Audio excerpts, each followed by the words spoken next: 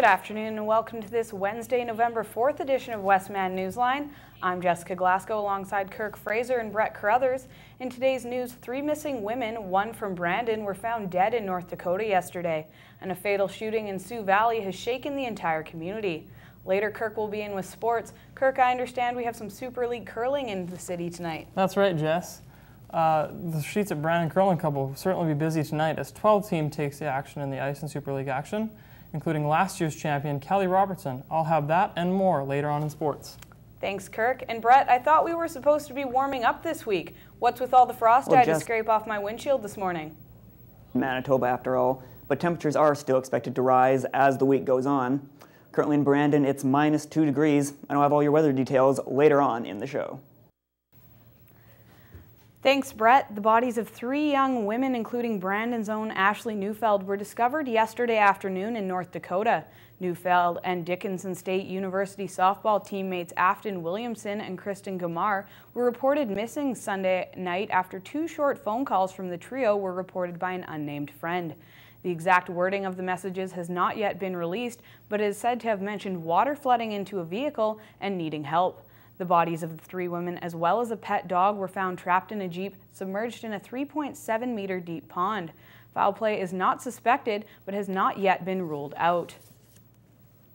A shooting occurred around 10 p.m. Monday night just south of Sioux Valley, killing 22-year-old Joseph Dale Edward Jr., a resident of the Reserve. A 19-year-old suspect, also from Sioux Valley, is in police custody, and officials have confirmed that Edwards and the suspect knew each other.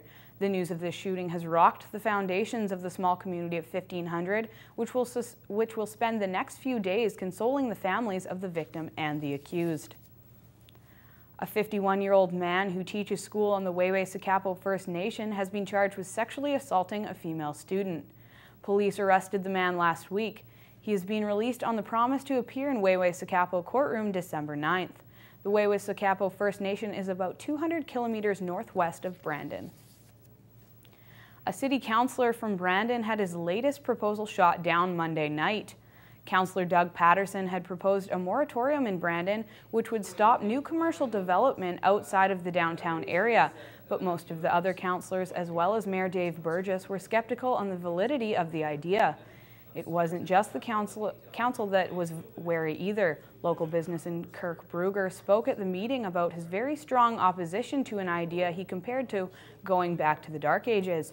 Brugger said it was unfair to limit potential growth the way the moratorium would, and was backed by council members adding their thoughts, such as pointing out some businesses don't belong downtown.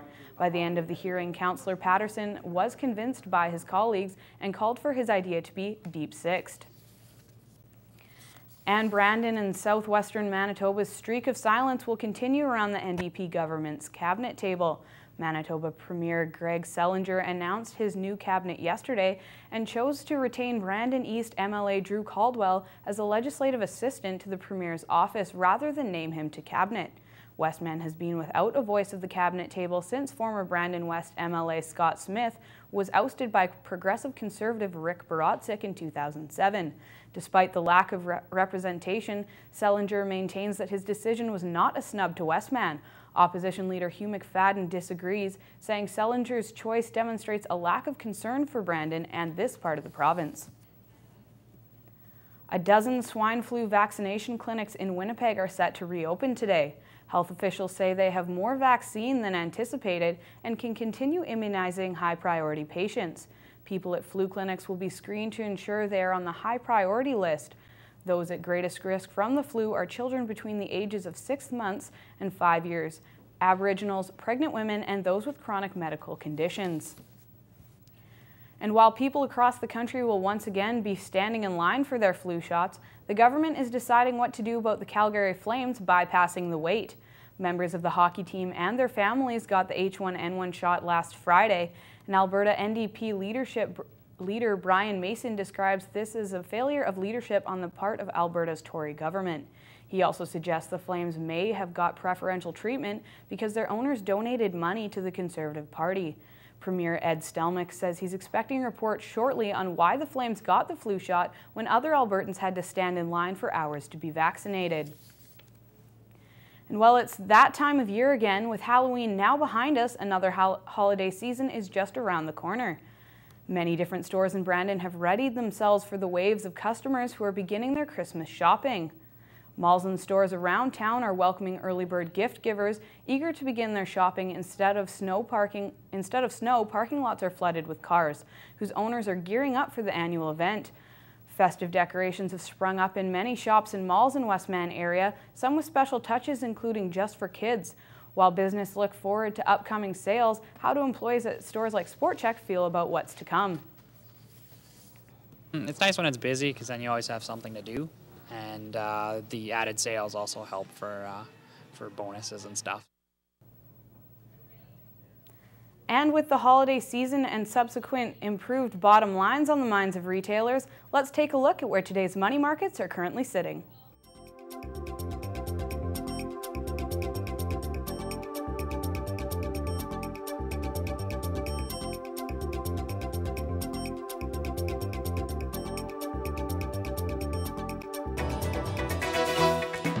For all your local news, weather, and sports coverage, watch Westman Newsline.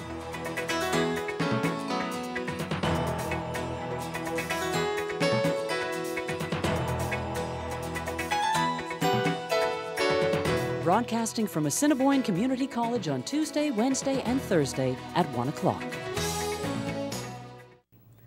A Conservative MP says she's close to having enough opposition support to kill the long gun registry. Manitoba Tory Candace Hepner says she has commitments from 8 Liberal and New Democratic MPs to vote in favor of the legislation. It comes to a vote later today in the Commons. If enacted, the bill would gut the decade-old registry and destroy existing data within the system on about 7 million shotguns and rifles. Hepner believes she needs 12 opposition votes to put the minority Conservatives over the top and send the legislation to third reading. The Harper government has long been opposed to the gun registry, brought in by the former Liberal government in the response to killing of 14 women at a Montreal college in 1989. The mother of one of those slain Montreal students put out a public appeal this week imploring MPs to keep the gun registry going. Conservatives argue the registry has been a billion-dollar boondoggle, although a 2006 study by the Auditor General found eliminating the long gun portion of the registry would only save taxpayers about $3 million a year going forward. A rapist who lived at a Cleveland house where 10 bodies were found has been ordered held without bond. Anthony Sowell appeared Wednesday before Municipal Court Judge Ronald Adrian on 5 counts of aggravated murder. The 50-year-old Sowell looked straight at the judge as prosecutor asked that he be held without bond and described him as an incredibly dangerous threat to the public. Sowell has been in jail since last week after police recovered the bodies of 6 women from his home. Authorities dug up 4 more bodies Tuesday and found a skull in his basement. Police plan to resume a search of the house today and expand their search of vacant homes in the neighborhood. Maine became the 31st state to block same-sex marriage through a public referendum last week. This year, 3 other states, Iowa, New Hampshire, and Vermont, joined Massachusetts and Connecticut in allowing same-sex marriage, although only through court rulings and legislative actions. Maine, with its liberation leanings, had seemed to offer an excellent chance of reversing the long national trend of voters rejecting marriage equality at the ballot box. The next battlefields in the gay marriage war are New Jersey and New York. And that's all for news. Stay tuned. Brett's up next with Newsline Weather.